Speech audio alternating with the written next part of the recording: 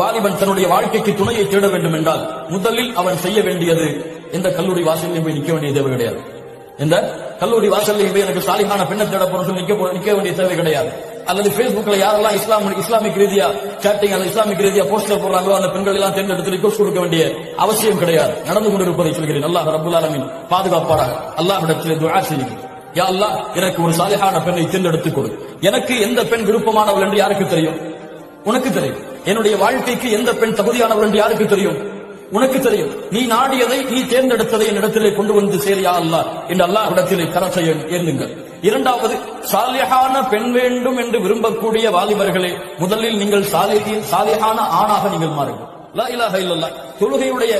தொழுகையுடைய பெண்ணாக இன்று சில வாலிபர்கள் தேடுகிறார்கள். அல்ஹம்துலில்லாஹ். ஆனால் அந்த வாலிபனை திரும்பி பாருங்கள், உன்னிடத்தில் தொழுகை உண்டா?